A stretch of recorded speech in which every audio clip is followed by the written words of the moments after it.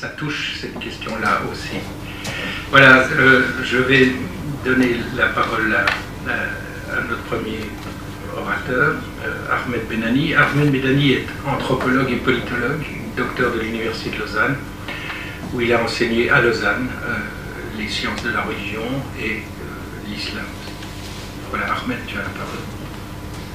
Merci, chers amis, mesdames et messieurs, chers collègues. Je me suis lancé dans une petite entreprise intitulée l'imaginaire collectif confronté à l'histoire mythologisée, les violences religieuses et la sécularisation. Alors, ceci pour dire que finalement ce printemps, ces printemps arabes, ces révolutions sociales ont dans un premier temps suscité l'enthousiasme, on était dans les beaux jours, le lyrisme, alors que désormais le pessimisme semble être de saison. Dans les médias, un glissement sémantique s'est opéré et du thème révolutionnaire, on est passé à un registre à connotation négative où le triomphe des islamistes, la dynamique des guerres civiles, la désillusion et la puissance figurent en bonne place. Ainsi, ou aussi, les commentaires donnent-ils la part belle au climat identitaire, au retour en force des forces conservatrices, aux ingérences étrangères, jugées nécessaires ou désastreuses selon les cas, ou encore à des processus de réforme en trompe-l'œil. Ce qui fait qu'on est face à une histoire, dans le fond, qui est toute récente, on n'a pas encore commencé à écrire, mais les jugements sont pour le moins massifs et quotidiens et par moments agaçants. Et dans ces processus qui démarrent de l'Atlantique au Golfe, arabo-persique, des millions de gens se sont mobilisés et on a l'impression que, enfin, à écouter précisément les critiques, que pas un citoyen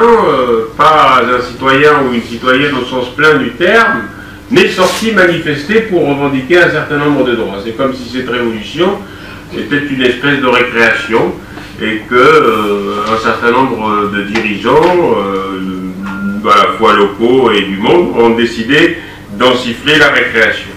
Bon, je pourrais disons, vous citer un certain nombre de choses, mais je crois que c'est inutile. Ça relèverait à la fois d'un travail de psychanalyste, ou en tout cas d'une introspection de l'inconscient, prétention que je n'ai pas. Alors, je reviens donc au thème central, qui est évidemment le bien vivre ensemble. Alors, dans l'intitulé de la conférence ou du colloque, il était précisé bien vivre ensemble au Moyen-Orient. Je pense que les organisateurs ne nous obligent pas à fermer la réflexion dans le cadre de cette aire géographique précise et qu'ils l'étendent évidemment à l'ensemble de ce qu'il est convenu d'appeler le monde arabe. Donc si les thèmes qui ont été abordés, qui sont annoncés, et pour ceux qu'on a entendus jusqu'ici, on a remarqué une densité, une profondeur de pensée, d'analyse et de réflexion, que tout me paraissait pertinent. Vous me permettrez de relever, peut-être à tort, parce que j'ai essayé de suivre de manière intensive, mais peut-être qu'un certain nombre de choses m'ont échappé, de revenir sur la problématique ou de revoir cela sous l'angle religieux. Plus précisément, je voudrais qu'on réfléchisse ensemble aux racines anthropologiques qui sous-tendent nos perceptions des problématiques que je viens d'énumérer et qui sont au centre aussi de ces printemps arabes. En citant un philosophe français du nom de Régis Debray, un de ses articles fameux intitulé « Il est temps de désarmer Dieu », je voudrais comme lui rappeler que l'imbrication du divin et du sanglant ne date pas d'hier. En axant ainsi ma réflexion sur la violence et son articulation avec la ou les religions, mon approche relève pour l'essentiel de l'anthropologie politique et je vais essayer de la présenter très brièvement sous deux aspects, le néo-césaropapisme, et je m'excuse pour ce néologisme un peu barbare, est sous l'angle du pouvoir politique de la violence dans la religion, ou de la violence et la religion. Alors, cette formule du néo-césaropapisme, je l'emprunte à Laurent Laplante, un sociologue québécois, qui est le premier à reconnaître que l'expression est horrible. Alors, évidemment, le césaropapisme, c'est la confusion entre le domaine de César et celui du pape, entre le champ dévolu au pouvoir civil et celui sur lequel tente de régner l'autorité religieuse. Je veux bien reconnaître qu'à partir du siècle des Lumières, de la modernité politique, dans nombre de sociétés, les élites, les acteurs civils ou politiques ont fini par provoquer une séparation, puis une coexistence faite de respect mutuel et de réalisme entre l'état civil et la référence religieuse. Sauf que l'histoire nous le montre bien aujourd'hui, cela n'a pas toujours été le cas. C'est dans ce sens que j'utilise donc ce néologisme, le néo-césaropapisme, pour affirmer qu'à l'échelle mondiale, on constate une dynamique moderne des croyances religieuses, pour reconquérir la primauté et infléchir la gouvernance civile du courant évangélique aux États-Unis, en passant évidemment par les divers islamismes à l'œuvre dans l'espace qui nous concerne. À mes yeux, cet effort pour disperser, multiforme qu'il soit, est observable dans plusieurs aires culturelles. Et c'est ce sujet-là qui est peut-être motif à inquiétude. Dans les cas que je pourrais évidemment donner comme exemple, je pourrais partir d'Israël et finir sur l'Iran et dire que dans les cas, en effet, la démocratie proclamée ou affichée est tenue en laisse par les constantes intrusions de l'exégèse religieuse dans le domaine civil.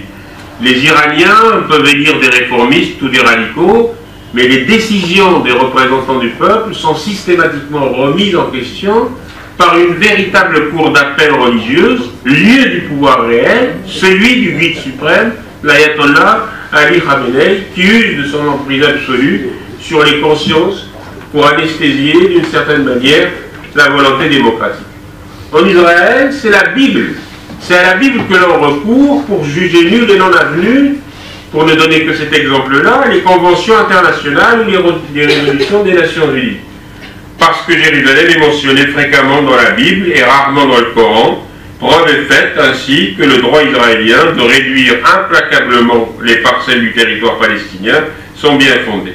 Et par le seul référent religieux décrété depuis 1981 que Jérusalem est la capitale éternelle de l'État hébreu. Voilà un exemple. Bon, je pourrais m'étendre dans le domaine américain et citer la vision, les États-Unis placés sous la coupe d'un dieu hyper patriotique, chose qui n'est pas récente, et que George W. Bush, par exemple, a brandi plus souvent que d'autres, la caution aveugle que le Très-Haut lui accorde, mais il n'est ni le seul ni le premier à le faire. Bon, ceci pour illustrer, comme je le disais rapidement, cette permanence du césaropapisme, quel que soit encore une fois le champ de la religiosité concerné, qu'on soit dans l'un ou l'autre des monothéismes ou dans les différentes mouvances religieuses.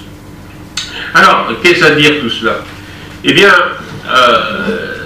pour en revenir au sujet central, je pourrais partir d'une hypothèse que notre passé commun, de part et d'autre de la Méditerranée, nous a rendus à la fois proches et étrangers. Nous nous sommes alternativement envahis et agressés, je parle des deux rives de la Méditerranée. Nous avons commercé, nous nous sommes enrichis, nous avons mêlé nos populations et nos cultures par la colonisation, par l'immigration. Tous ces contacts laissent des traces dans la mémoire de l'imaginaire.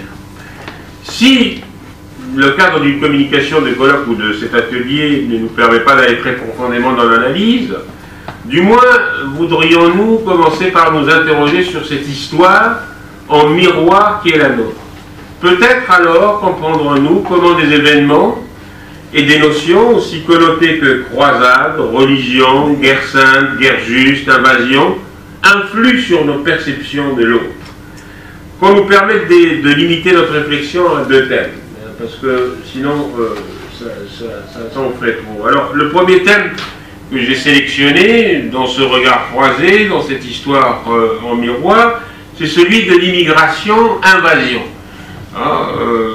Peut-être que mon ami a omis tout à l'heure de dire que nous sommes quelques-uns à venir d'Europe et à parler de l'islam aussi à partir de notre perception depuis l'Europe. Et donc, là aussi, c'est des phénomènes qui sont très marquants. Que l'on soit d'un côté ou de l'autre, la perception diffère. Alors, quand je dis le discours du Nord, je m'inclus là-dedans, c'est-à-dire non pas que je le partage, mais je suis dans cette perception-là, je l'observe, je l'examine et je l'analyse. Le discours du Nord sur l'immigration porte la trace des souvenirs des invasions ottomanes, dont on a parlé tout à l'heure, et de l'occupation arabe d'une partie du sud de l'Europe. Malgré toutes les statistiques rassurantes, en dépit du fait que ces mouvements migratoires touchent d'abord les pays du sud eux-mêmes, tout un imaginaire européen dépeint l'arrivée des immigrés du sud sous les traits de hordes d'autant plus dangereuses qu'elles rappellent les attaques barbaresques. À la crainte rationnelle de ne pas savoir intégrer et accueillir des populations nouvelles, se substitue le soupçon que ces hordes sont animées d'une volonté délibérée de nuire à l'Europe. Ainsi se développe un racisme, par exemple anti-arabe et anti-musulman, conforté par les crises internationales, l'expansion de l'islamisme radical et la peur du terrorisme. La boucle se trouve rapidement bouclée. L'immigration venue du Sud est perçue comme inassimilable, dangereuse, hostile. Et le discours d'extrême droite, le plus radical, on appelle alors aux ancêtres mythiques tels que Charles Martel et les Arabes à Poitiers. On notera également que la peur du monde musulman occupe la place du communisme dans les années 50. Et l'invasion rampante et hostile constitue donc un mythe sous-jacent de l'immigration. Mais un temps, c'était la peur du rouge. Après avoir la peur du rouge, la peur de l'Union soviétique, ensuite ça a été le cas, la mythologisation dans le fond de cette espèce de peur de l'envahissement des jaunes, de la Chine. Et bien maintenant, c'est l'arabo-musulman qui semble être l'auteur désigné pour incarner cette espèce d'invasion et de perte de l'identité européenne, de perte de la civilisation européenne. Les pays du Sud, pour être juste, ne sont pas en reste. Le discours hostile à la mondialisation, se focalisant sur la critique de l'hégémonie culturelle et économique de l'Occident, traduit pour sa part la peur de voir l'identité culturelle religieuse, je parle ici de l'identité culturelle musulmane, balayée par la diffusion massive de concepts venus du Nord. À l'invasion des populations du Sud répond en miroir, si vous voulez, l'invasion des valeurs du Nord. Le discours islamiste anti-occidental, je dis bien islamiste et non pas islamique, rejoint aujourd'hui en partie le discours des luttes de libération nationale et de l'idéologie nationaliste arabe des années 50 et 60, à l'époque des phénomènes de colonisation. Il est évident que c'est en puisant dans les valeurs arabo-musulmanes que les résistances à l'occupation, les appels pour l'indépendance se nourrissaient de ces invectives, allais-je dire, de ces éléments de rejet de l'Occident et de sa civilisation.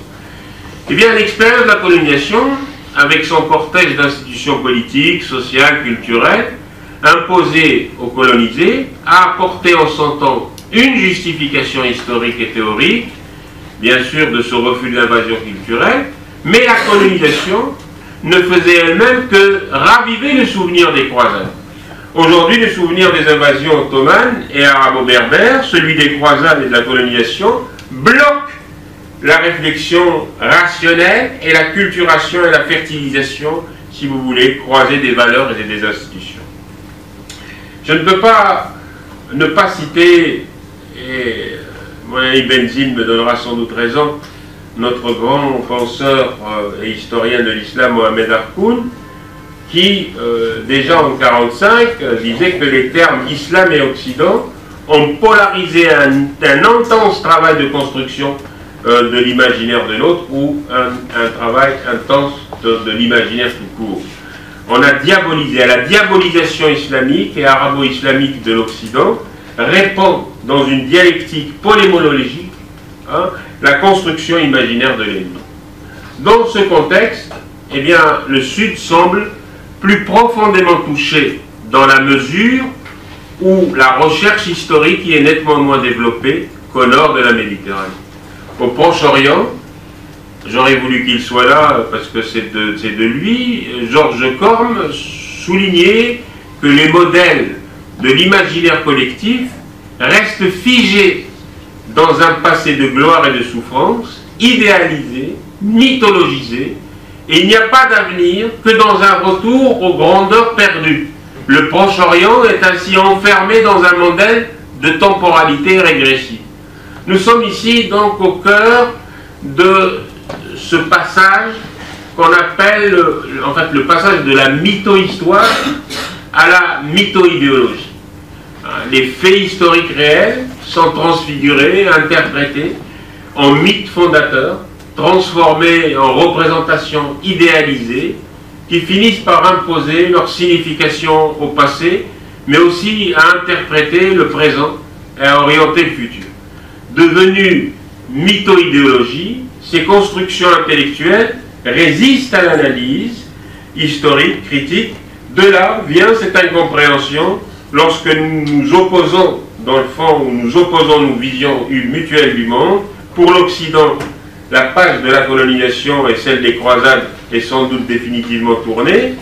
Pour le monde arabe, elle continue à donner sens à des événements aussi divers que les deux guerres du Golfe, la création de l'État d'Israël, j'aurais dû dire d'abord l'État d'Israël, ensuite les deux guerres du Golfe, ou encore la domination du modèle libéral d'aujourd'hui avec la mondialisation et tous ces aspects économiques et culturels.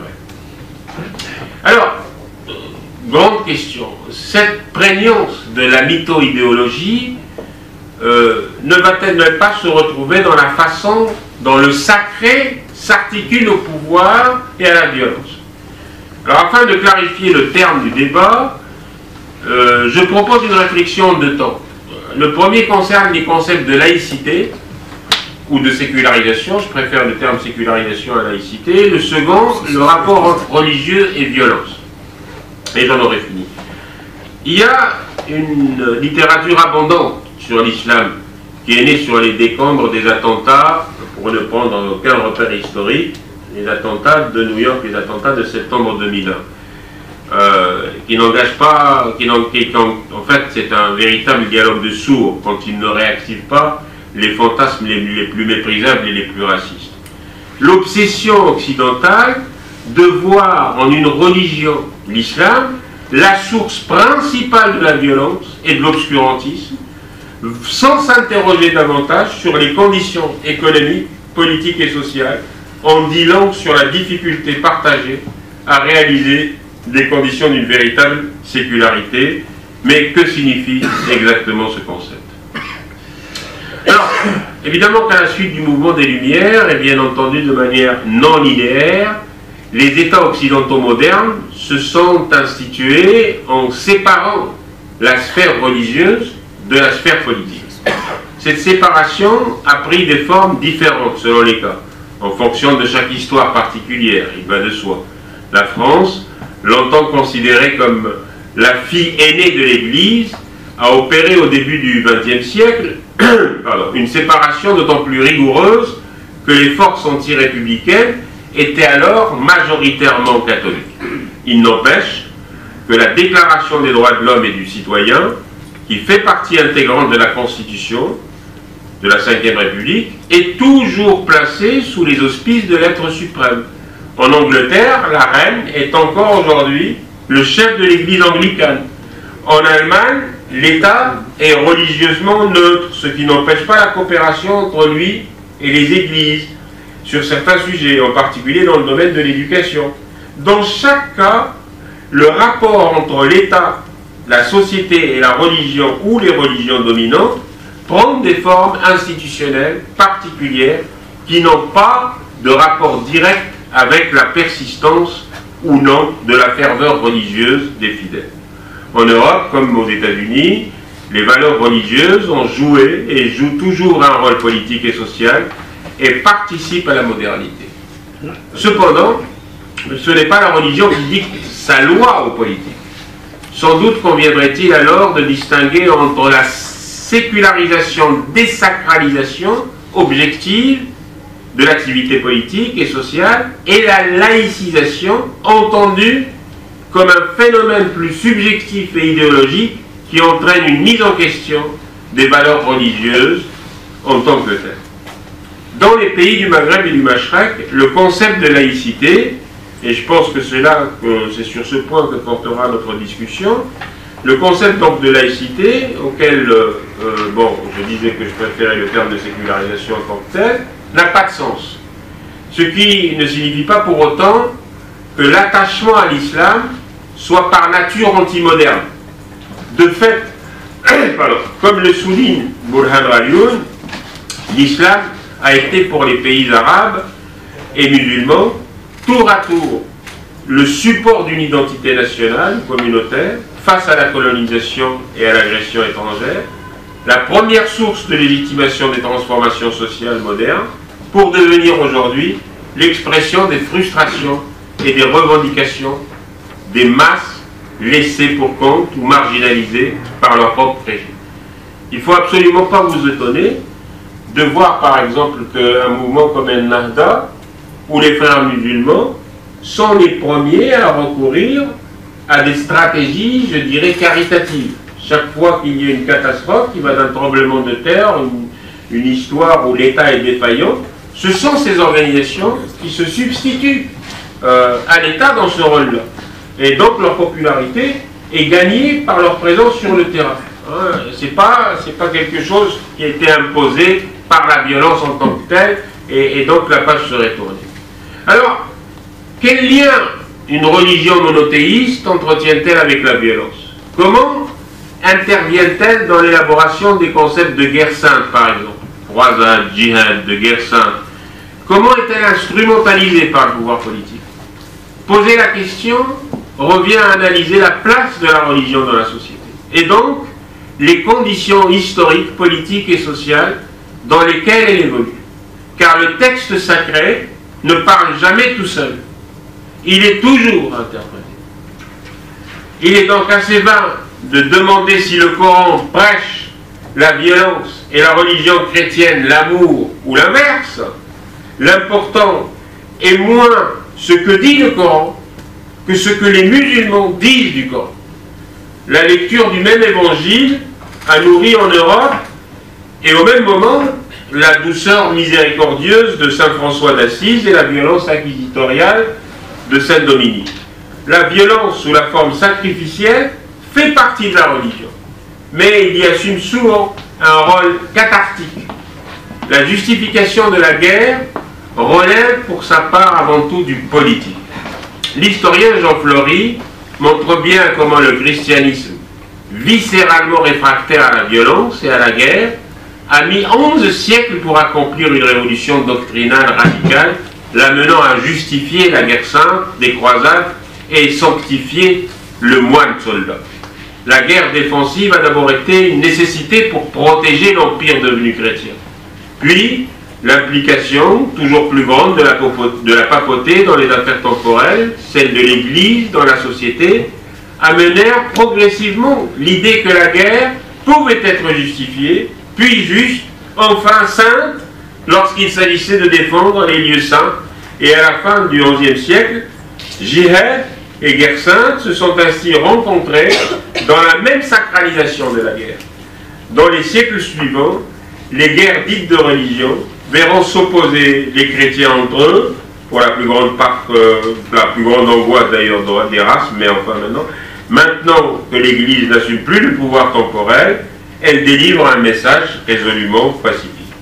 Lorsque les islamistes font un usage politique et violent de l'islam, ils utilisent à leur propre fin et sans médiation critique un matériel historique particulier. Ils sont aidés en cela par l'écroulement des idéologies nationalistes. La période nassérienne, la période bassiste, pour parler de cette région, est terminée. L'écroulement du socialisme, avec la fin de l'URSS, et ces dernières décennies. Donc la religion, dans nos espaces, recommence ou commence à occuper le vide idéologique laissé par les millénarismes messianiques et laïques. Il y a donc urgence de sortir de cette vision ahistorique de l'islam, tant pour l'Occident, prend à chercher dans le Coran la justification de ses peurs, que pour les pays musulmans, où certains s'épuisent à démontrer l'inanité théologique d'un Ben Laden ou de ses épigones. Il faut donc mener une réflexion sur le fait religieux, saisi dans sa dimension anthropologique et politique, plus que sur le texte religieux lui-même. Et en effet, la violence est constitutive de tout mouvement millénariste, propose à ses adeptes la venue du salut sur cette terre ou aux cieux, et en ce sens, Mohamed Haroun, encore une fois, a raison lorsqu'il dénonce la persistance du religieux et de l'eschatologie dans les théories occidentales modernes, les plus laïques en apparence. La thématique du salut n'est pas réservée aux seules religions révélées. Elle a été toujours et reste toujours un puissant mouvement ou moteur idéologique et moral dans la vision que les États ont d'eux-mêmes et dans la mission que pourraient ou que pensent s'accorder les États-Unis dans le monde. Elle a déterminé la vision eschatologique de la fin de l'histoire. Au XIXe siècle, elle a par la science réussi à faire cela. Aujourd'hui, par le triomphe de la démocratie et du libéralisme économique, elle y parvient. Donc, ces problématiques que je viens d'énumérer sont-elles, dans nos espaces concernés, en train d'émerger, en train d'être abordées? Ma réponse prudente est oui. Et oui, derrière ce qui paraît être chaotique, ce qui paraît avoir été quelque chose de saisonnier, puisqu'on a emprunté au registre finalement du calendrier la terminologie printemps arabe, hiver arabe, etc., etc. Ces mouvements ont vu se mobiliser dans un espace qui n'en compte pas moins 22 États, une jeunesse où l'on a constaté d'une part l'émergence sur la scène publique des femmes, et je vous rappelle que les femmes dans l'espace musulman sont les premières à être les victimes du patriarcat islamique. Ce n'est pas le sujet du colloque, je le concède, mais néanmoins voilà un aspect qui est très frappant. Deuxièmement, au niveau des droits civils, des droits civiques, des droits élémentaires, des droits individuels, des droits collectifs, eh bien ces populations en sont privées. Après la période post-coloniale et l'installation de différentes dictatures et pouvoirs autoritaires, il fallait bien qu'à un moment ou à un autre, il y ait des explosions sporadiques, qui ont débouché sur les résultats que vous savez, par exemple en Tunisie, en Égypte et ailleurs. Aujourd'hui, il ne s'agit plus de faire comme certains journalistes ou certains analystes de croire que les révolutions arabes sont des espèces de scénarios écrits à Hollywood et qu'il faut taper la chute de chaque chef d'État. Il y en a 4 qui ont disparu en quelques mois, alors il fallait que les 22 suivent au même rythme. Donc je crois que c'est des points historiques sur lesquels on peut parfaitement s'arrêter. Ils n'ont rien changé de structurellement parlant. Il n'y a pas eu, avec la chute de Moubarak ou de Ben Ali, rétablissement ipso facto de la démocratie ou établissement de la démocratie. Néanmoins, ce sont des processus. Ce sont des processus sur lesquels il nous appartient de nous interroger. Et sur le point focal que j'ai essayé de soulever, en l'occurrence la problématique religieuse, la question de la sécularisation est en marche. Lorsque vous voyez, quand on a un putain amorci, le ratage d'une politique pendant une année, c'est une politique globale de gouvernance d'un pays. Elle comprend tous les points que je vous ai énumérés. Et c'est tout un peuple qui dit son mécontentement. Qu'il y ait eu coup d'État militaire ou pas coup d'État militaire, ça aussi c'est un problème qui mériterait une autre approche. Mais le mécontentement populaire s'est exprimé. Les gens ont montré leur volonté de construire un État, une société démocratique juste et égalitaire. C'est la même chose en Tunisie. Aujourd'hui, 3 ans après la Révolution, c'est l'impasse en Tunisie. Je crois que quelqu'un va s'exprimer aujourd'hui ou demain sur cette thématique. Il nous montrera parfaitement bien qu'on n'a pas encore réussi à écrire une constitution après 3 années de délibération, constitution qui confirmerait précisément la volonté exprimée par ceux qui ont fait la révolution du 14 janvier. Je vous remercie de votre attention.